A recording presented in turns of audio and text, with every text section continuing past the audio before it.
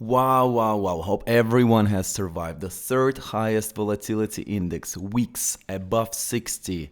More was only in a great financial crisis of 2008 and the COVID crash of 2020. So I hope everyone has a good game plan from here. Otherwise, please stay tuned. In today's video, we're going to review fundamentally what's that the button, what to expect, and what is going on from here onwards based on the Fed comments.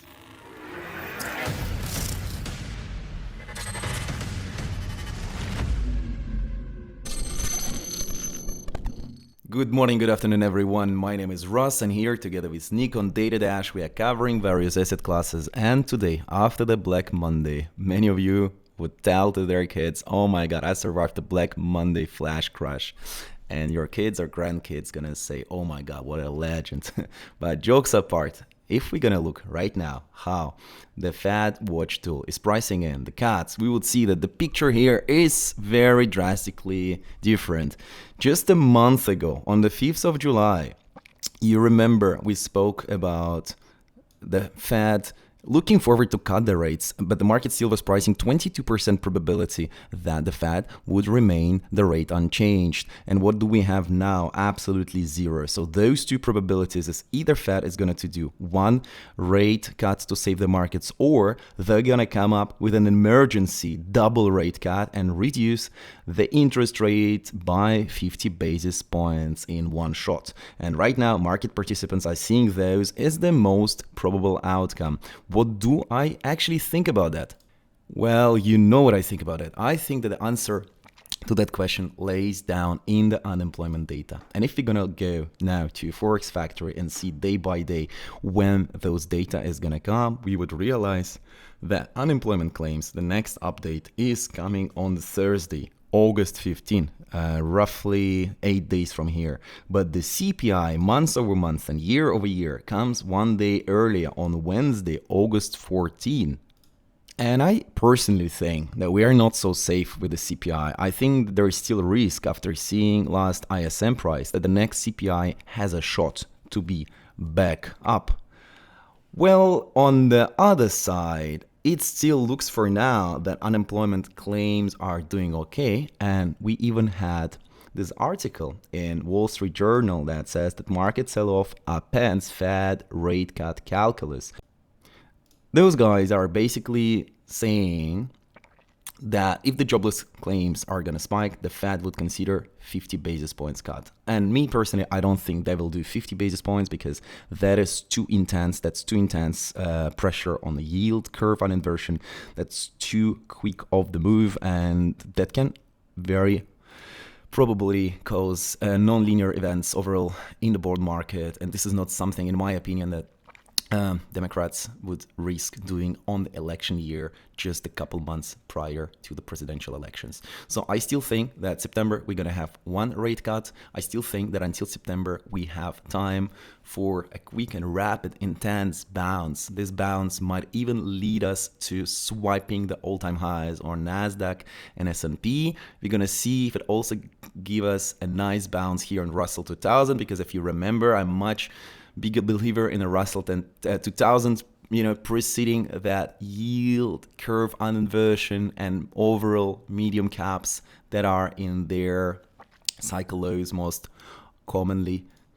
And moreover, on top of that, we have a hint from the Federal Reserve Bank of Atlanta that the economy is doing quite fine.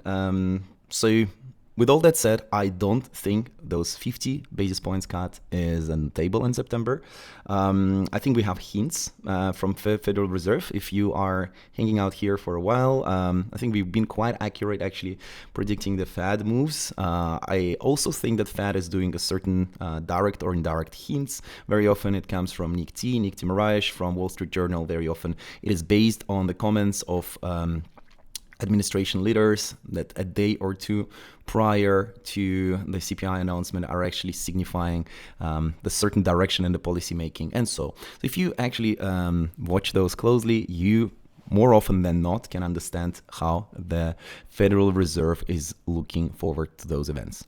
You're gonna say, Russ, enough of this macro data is complicated and how to interpret it. But guys, it is quite important actually to spend more time, because of course we're gonna go in the charts just in 30 seconds, but you have to understand that technical analysis in those kind of extremely high volatility events, when so many things are being put at stake all together, including the Bank of Japan raising rates, the disabling of carry trade that is caused by that, and many more other factors, are not something that we can derive from charts. It's very important to understand what happens behind the scenes. And here I'm giving you a bit of hints of those. We're not going to spend more time now on Bank of Japan because that's a complicated topic that would require us another half an hour of the separate video. You can check it by yourself. Going into the charts, you can see already NASDAQ, what a tremendous drop from those top when I was starting to tell you we are getting too far, too overextended from 200-day moving average. Since then, 16% down and tag of 200-day moving average. On the other hand, S&P 500, let's have a look on that chart. We did not yet tag 200-day moving average, and yesterday close was pretty bad. So of course a lot of people have been sidelined, waiting to add on that tap, and maybe that's the reason so many beats have been placed in this area that we did not slice in, and that's, in my opinion, can be much more painful for the market participants to not being able to add on this immense drop here, and we might not even let anyone get into that point before we actually bounce back with a severe strength, leaving everyone sidelined. The only thing which is kind of contradicting that theory is that yesterday closure. I'm going now on a 5-minute time frame, and you can see the closure. I always look at the closures. That's our closure yesterday. That's a very bad closure into today. So I think there is still some risk. We might also have one or two slightly red days, and then we can bounce back towards the end of the week. Yeah, that particular de-risking into the market closure. I always stay for the market's open market closure, no matter what. I'm observing New York Stock Exchange. That is not a good closure by any standard. You know, if we have this last 1% drop in just half an hour, that's quite bad. On the other side, we are gapping in today at pre-open. That doesn't mean much. That probably means we just gonna grab more liquidity that has been generated on inefficiency of that gap. Maybe we gonna go also resolve that fair value gap, right? Do something like that, and then take all those unprotected highs here. That is quite probable, but I think honestly what's so important for you to understand in the severe drops, whether it's Bitcoin, whether it's NASDAQ, whether it's any other asset class, these V-shaped recoveries are not that normal. They happen during the change in policy, like during the COVID times, right? When we starting to have this very much uncontrolled quantitative easing or money printing, you know, something that I do not agree with, and I think a lot of small business owners might not be agreeing with either, but it happened how it happened. So normally those V-shaped recoveries are rather exclusions. So we need now to spend a couple more minutes on the charts and see where to add on the drop. Let us draw it straight here on the chart. So if we see a severe drop like that, and then obviously based on the oversold, wherever we have 10 RSI, for example, on hourly, it's normal to have a little bounce. But if we were consolidating here in the range, and then we cannot reclaim that range in order to go forward, and instead of those kind of rebounds, we are having something like that, we are just retesting the resistance that was initially the support of the previous range. This is not the place you want to go long. You want all that chop to resolve, and what I want to emphasize here, that this chop can sometimes take weeks, sometimes it can take months. And I'd like also to go now in Bitcoin 2021, this famous May drop, to see how long it took us to resolve. So it may do that. It may also come and take all those easy longs that stepped into the zone of so-called oversold. We can bleed a little bit down, take those lows, come back, take that high, make everyone very bullish, thinking that the market structure break is happening, MSB. But the thing is, guys, after those severe liquidations, after several billions of derivatives have been wiped from the crypto market, after a few trillion dollars have left the stock market, you also understand that it's very traumatizing for market participants. Some of them do not have liquidity, some of them have their accounts very much exhausted. Some of them are dealing with the severe emotions, and this is also not the point in time that they would put all in, losing already so much, having their premiums, their targets severely compromised, to add all the ammunition they have here to just push the market up. No, they would take profits here, they ended here, loaded here, they took profits here, so market naturally corrects again, and then we start forming the range. And only once this range is formed, only once market can actually transact on both sides of the range for long enough, only then we can speak about the breakout. Looking at that Bitcoin, huge drop, from 59 all the way to $30,000 in a matter of several days in May 2021. What is the lesson we can learn from there? So first of all, here you see we had a cascade of severe liquidations. We're starting to form the range, and then we bounce next day, trapping all the late shorts. The bounce from here has been very severe, 40% bounce in, guys, we are on a daily, we are not even on a weekly or on a monthly. It's a very intense bounce, and we're starting to form that range, right? So of course, it's a little bit subjective. You can say, oh, let's take the range like that. Okay, fine. Let's consider the range like that. Let's maybe take out those weeks and consider those as a deviation or our PO3 from the range. Okay, so in this case, the range is a little bit more moderate. The range gives us roughly 30%. And how long did we stay in that range? From the day of the drop, it took us roughly 79 bars. It's almost 3 months, 79 days to get out of this range. So this is something I want to let you know. You don't have to expect the range to be resolved tomorrow, because I see right now a lot of market participants, a lot of people in our Telegram group, they're like, wow, but everything is pumping back, I should have just bought, and now they experience a lot of FOMO, so they want to get in. But they are forgetting about geopolitical factors, and they also forgetting, most importantly, geopolitical factors we cannot predict. But what we know about the market, that market is much more ranging than trending. The market is trending only in 20% of cases, but because a lot of participants in crypto learn through the bull markets, they start to believe that majority of times we are actually breaking out. No, majority of times we are not breaking out anywhere. Majority of times we're staying in the boring range markets until the market can resolve itself. So here I recommend you to be a little bit more cautious when it comes to understanding that we are not breaking out as of tomorrow. We can, of course, liquidate all the late shorts. We can bounce to 57, to 58. We can even bounce to 60. But normally, we would come back to those zones of inefficiencies that has been formed at the lows of 50, 52, 53. And this is why I normally go actually on 3-day time frames when I'm looking on those kind of huge weeks, on the market to get resolved. What we can do here, of course, we had this old range, let's just take it for sake of simplicity from the very top of the week. And now we lost this range, right?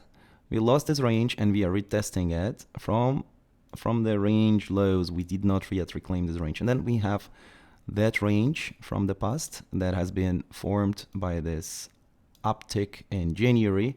And that's where we have tapped now. So as soon as we are not confidently closing here above this 59, 60,000, of course we can spike here, but it's important that we have a couple of day closures here or 3-day closure. I would actually expect us to bleed down, maybe do something like that in that fashion to chop out as many traders as possible. And then with the same 3 tap as we had in our 2021 scenario, you can also Google Wickoff accumulation pattern. You would see that market makers are playing this very interesting psychological game to make you believe that market structure break is happening here, market structure break is happening there. So you might see those kind of taps here to make you believe that higher high has just been appearing, so you would actually go long. And then honestly, until we confidently accept into this range above, I am not that interested to add anything on the upper side of the range. You can, of course, pull your fibs just to see, you know, where you don't need to be super smart here. You just can unclick it all and see where the 0.5 zone is. So you don't need all of those, right?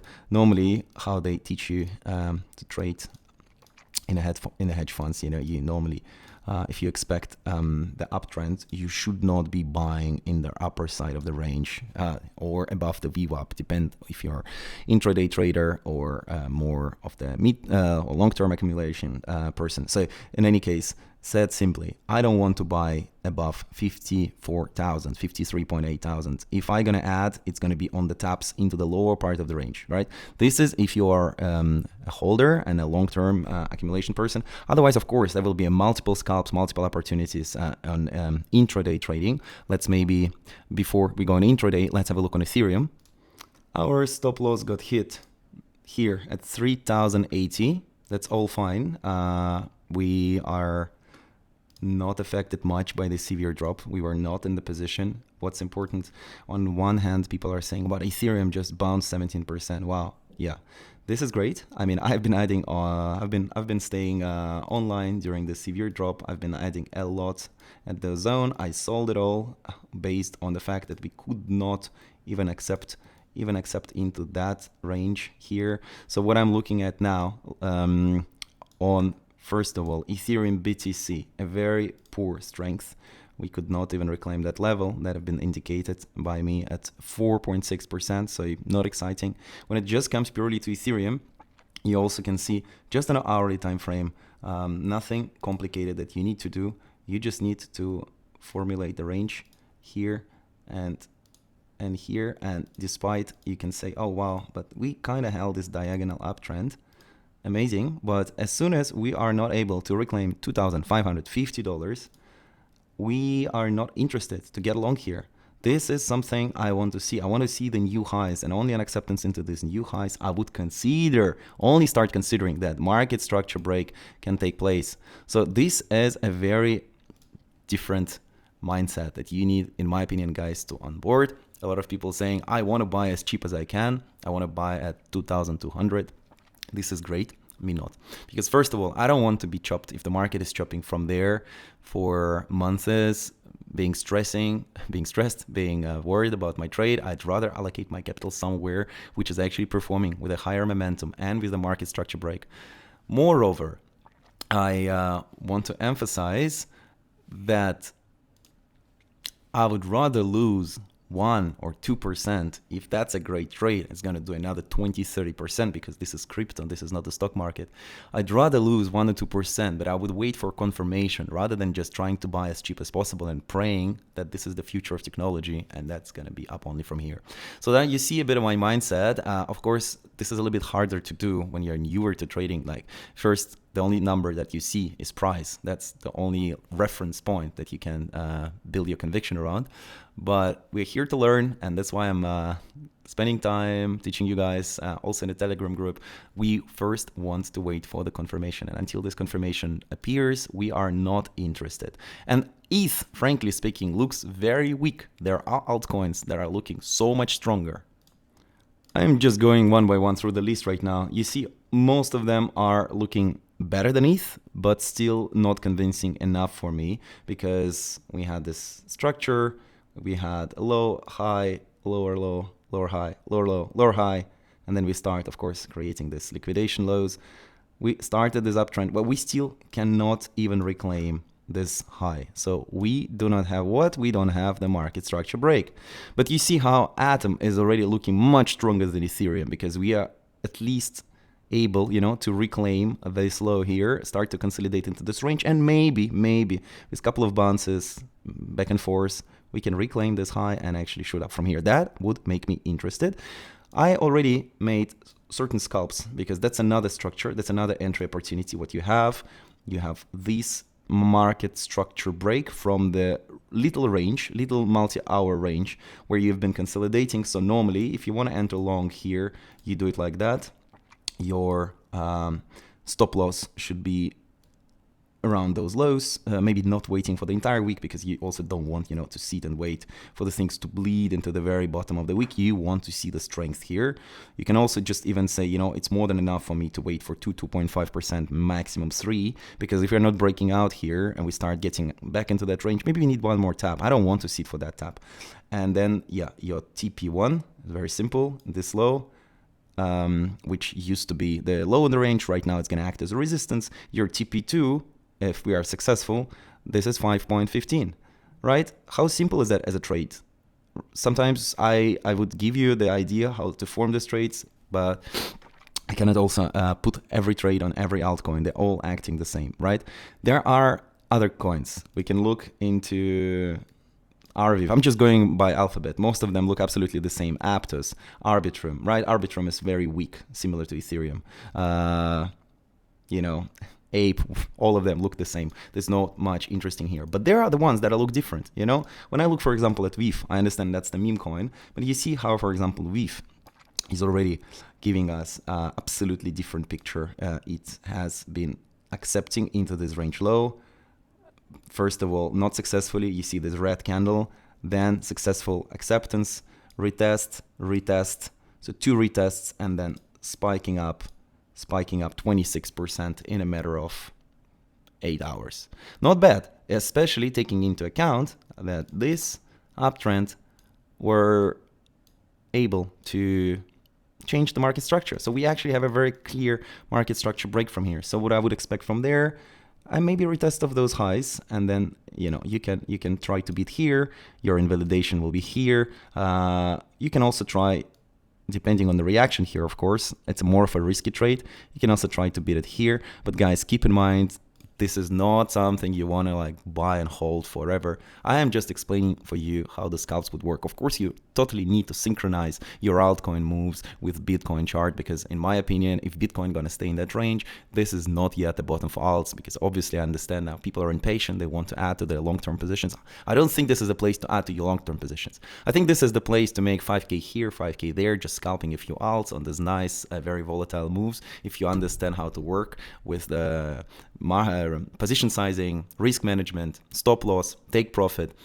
If you are comfortable with that, I think that's a really great place to do that, because Nasdaq is volatile. I think Japanese yen gonna give us finally a breather. I also think that actually would allow the assets to flow back into the stock market. Bitcoin can actually act quite well. If Bitcoin stabilizes a little bit, the Bitcoin dominance that has been very, very, I would say overextended, about 56%, could give us a little breather, so alts could run. So yeah, this is a couple of weeks to scalp. This is not a couple of weeks to build your positions into infinity. That's my personal opinion. When it comes to me, as you can see, I sold most of the Ethereum. I bought at the bottom at around 2,507, 508, around the zone, and I'm really looking forward right now to accumulate more. As you can see here, I'm happy to add anything around 2,000 in here, expecting more swipes below that zone, but I'm also thinking I might get front run. So either I add on a well acceptance above 2,550, or I do that with still something that I've been showcasing you guys before. This is an opportunity for you to add more than one opinion, which works the best here. And you can of course integrate these other exchanges too, but mostly on USDT trades. That's another problem.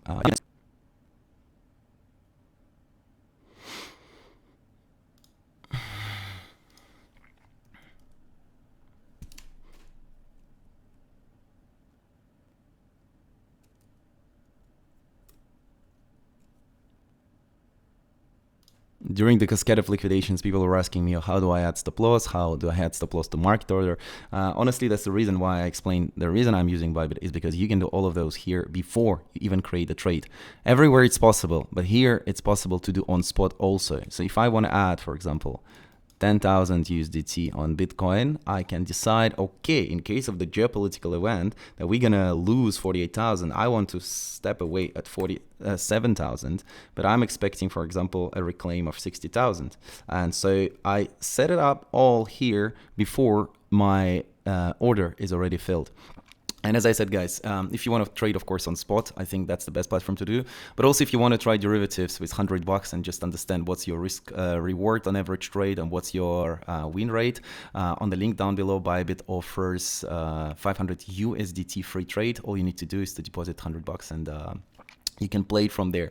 In my opinion, when you are more confident to trade with $100, you are much more confident to take your decisions on the long-term holds. Unfortunately, today we don't have the time in this video to go into silver, to go into tech. I promise to do it next time on Friday. Please stay tuned. Much love and see you soon. Bye.